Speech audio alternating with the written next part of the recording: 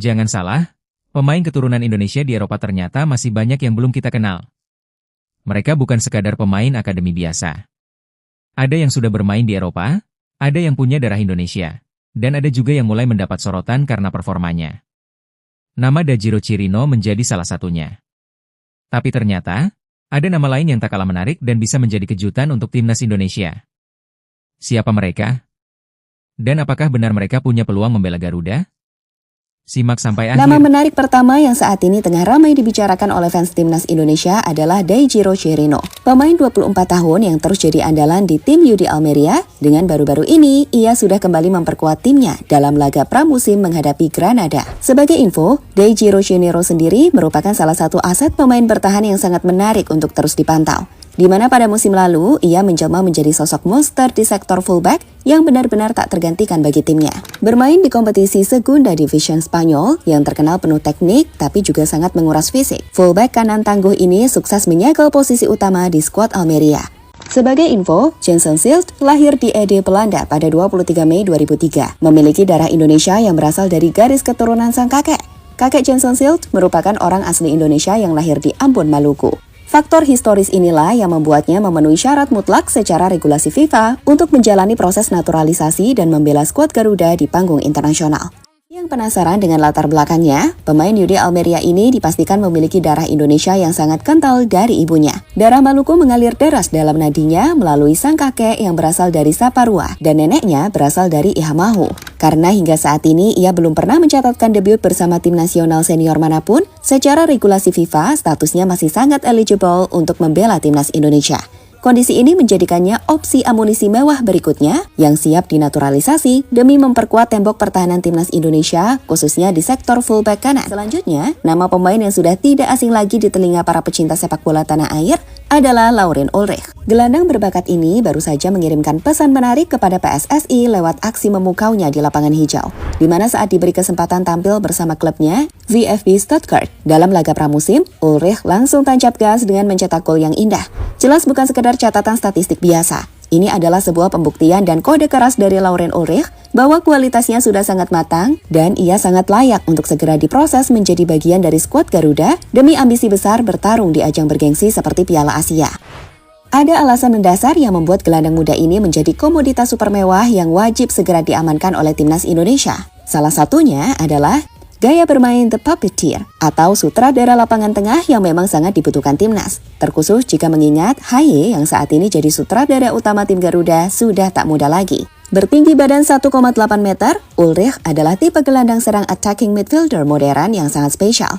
Ia memiliki visi bermain yang luar biasa, akurasi umpan di atas rata-rata, dan kemampuan kontrol bola yang sangat tenang di ruang sempit. Ia juga bisa mendikte ritme permainan dan membela pertahanan lawan dengan umpan-umpan tak terduga. Dan lebih dari sekedar kualitas teknis, mentalitasnya juga sudah teruji, di mana Ulrich merupakan mantan kapten timnas Jerman U17 dan langganan skuad muda Der Panzer hingga level U19. So, memimpin skuad muda negara raksasa sepak bola seperti Jerman, membuktikan bahwa ia memiliki jiwa kepemimpinan dan mentalitas juara yang sangat.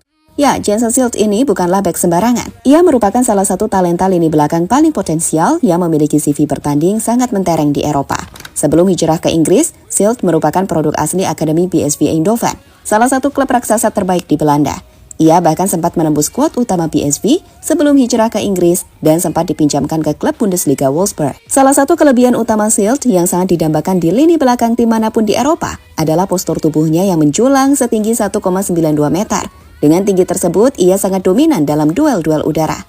Tapi menariknya, meski memiliki tubuh tinggi, pergerakannya juga sangat cepat. Dengan kemampuan membaca permainan yang fantastis, sebuah atribut yang akan sangat disukai oleh pelatih timnas Indonesia John Hartman saat ini. Gerak cepat demi Piala Asia 2027, 6 pemain, 2 dan. Pernyataan pelatih timnas Indonesia John Hartman pada Mei lalu mengenai proyek rahasia 6 pemain target diaspora terbukti bukan sekedar bualan, melainkan sebuah rencana matang yang sedang dieksekusi dengan sangat cepat. Kala itu, John Hartman mengonfirmasi bahwa Indonesia sedang intensif memproses 6 talenta keturunan yang tersebar di belahan dunia. 2 dari Jerman, 2 dari Belanda, 1 dari Australia, dan 1 dari Amerika Serikat. Kurang dari 3 bulan sejak statement itu keluar, 2 nama dipastikan sudah mendarat dan berstatus DAN alias resmi menjadi WNI, memberikan dampak instan yang luar biasa bagi skuad Garuda. Dua nama itu adalah Luke Vickery dari Australia dan Mitchell Baker, striker raksasa bertinggi 1,97 meter yang sebelumnya main di Amerika Serikat. Dengan 2 slot yang sudah terisi, kini teka-teki menyisakan 4 nama sisa yang berasal dari klaster Jerman dan Belanda. Dengan 2 slot dari Jerman diprediksi kuat mengarah pada Lauren Ulrich dan juga Jason Silt. Mengapa Silt masuk dalam kuota Jerman? Karena sebelum kembali berlatih bersama Sunderland, bek raksasa bertinggi 1,92 meter ini sempat menghabiskan waktu berkompetisi di Jerman pada awal tahun, saat Hartmann menyebut 2 pemain dari Jerman.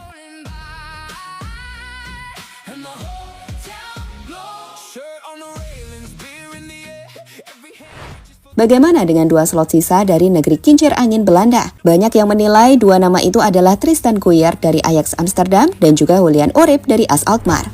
Gelandang masa depan dengan visi bermain luar biasa yang juga memiliki jiwa kepemimpinan tinggi di tim kelompok umur Belanda. Bagi Hartmann, Julian dinilai menjadi kepingan taktik yang sempurna untuk jangka panjang.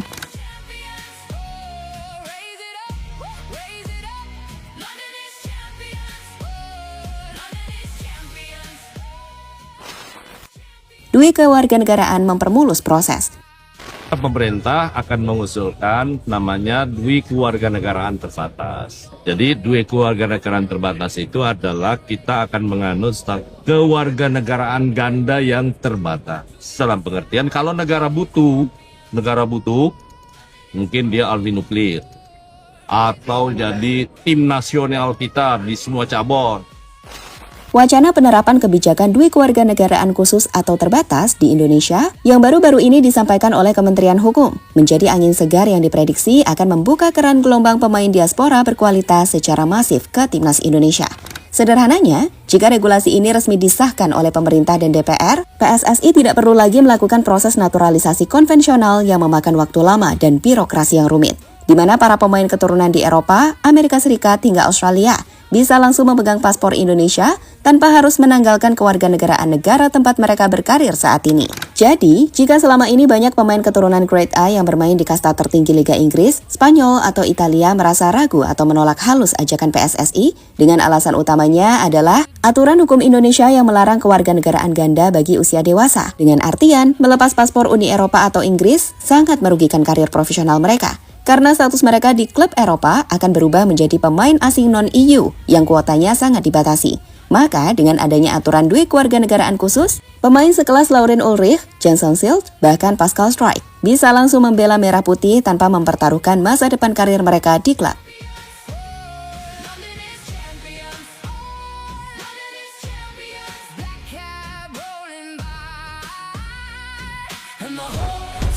Pada akhirnya, dengan kehadiran nama-nama Grade A seperti Daijiro Chirino, Lauren Ulrich, dan Jason Silt yang terus mengirim sinyal kuat, jelas sekali bahwa proyek besar timnas Indonesia sedang berjalan dengan sangat serius.